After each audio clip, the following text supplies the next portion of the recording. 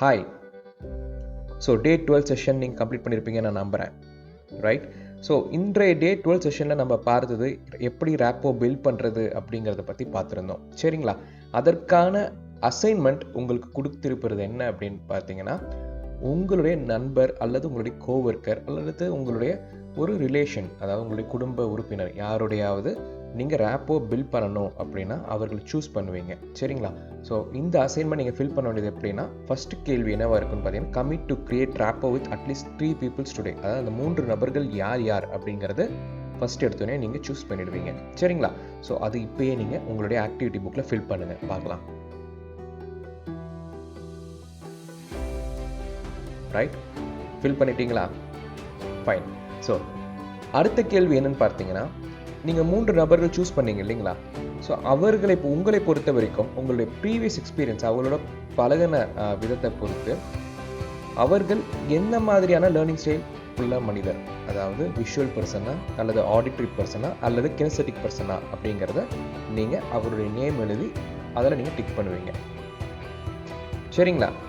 So அடுத்தது 3வது கேள்வி என்னன்னு பார்த்தீங்கன்னா, what are the key values that drives each people. அதாவது நீங்கள் 3 நபர்கள் சூஸ் பண்ணியிருக்கீங்க இல்லைங்களா? ஒவ்வொரு நபரினுடைய நேம் எழுதிக்கோங்க, சரிங்களா?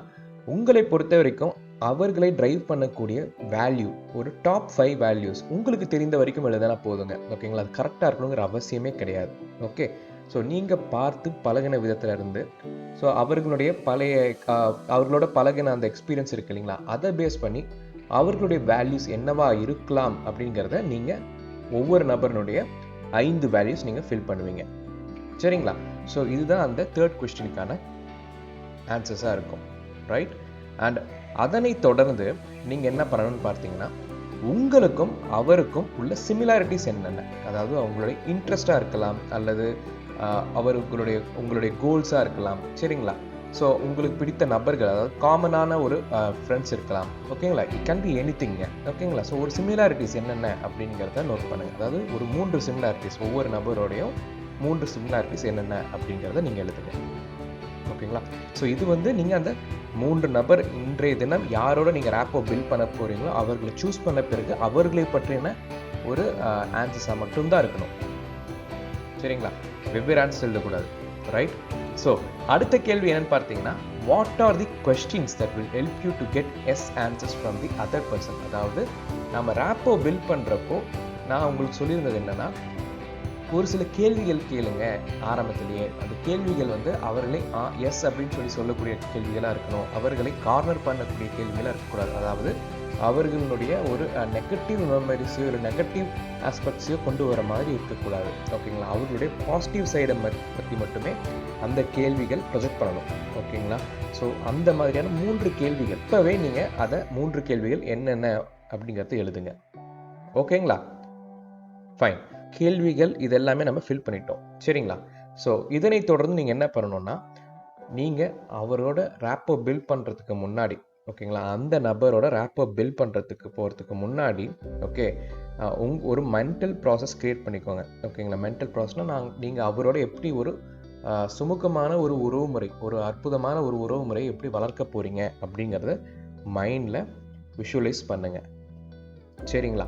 ஸோ அவர்கள் என்ன மாதிரியான போஸ்டர்ஸில் உட்காருவாங்க, என்ன மாதிரியான செயலில் இருப்பாங்க அப்படிங்கிறது கொஞ்சம் யோசிச்சுட்டு போங்க, ஓகேங்களா? ஸோ அண்ட் இன்னொரு விஷயம் என்னென்னா, அவர்களோட நீங்கள் ரேப்போவே பில்ட் பண்ண முடியாது அப்படிங்கிற மாதிரி ஒரு மைண்ட் செட் உங்களுக்கு இருந்துச்சு அப்படின்னா அதை எரேஸ் பண்ணிவிட்டு அவர்களோட உங்களுக்கு ஏற்கனவே ஒரு சுமூகமான ஒரு உறவுமுறை இருக்குது அப்படிங்கிறத மைண்டில் பதிய வைங்க, ஓகேங்களா? அடுத்தது ஒரு நல்ல ரேப்போ பில்ட் பண்ண பிறகு நீங்கள் அதை பிரேக் பண்ண முடியுமா அப்படிங்கிறதையும் பாருங்கள், சரிங்களா? ஸோ இந்த 4 விஷயங்கள் அந்த மீட்டிங் அப்போது செய்த பிறகு, ஓகேங்களா, அந்த மீட்டிங் முடிந்த பிறகு நீங்கள் என்ன பண்ணணும்னா, அடுத்த பக்கத்தையும் ஒரு கேள்விகள் கொடுத்துருக்கு, சரிங்களா?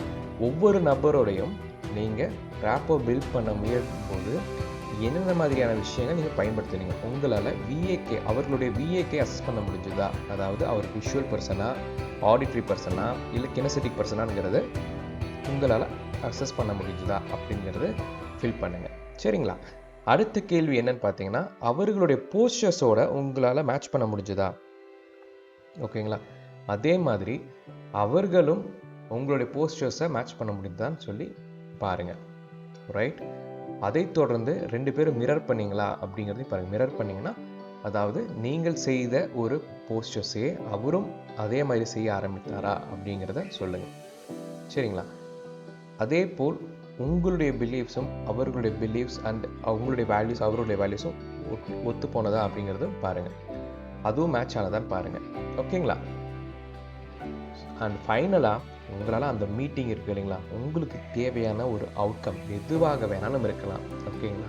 ஸோ அந்த அவுட்கம், அந்த மீட்டிங் நீங்கள் ரேப்போ பில்ட் பண்ணதுனால சக்ஸஸ்ஃபுல்லாக அமைஞ்சுதா இல்லையா அப்படிங்கிறதையும் ஃபில் பண்ணுங்கள்.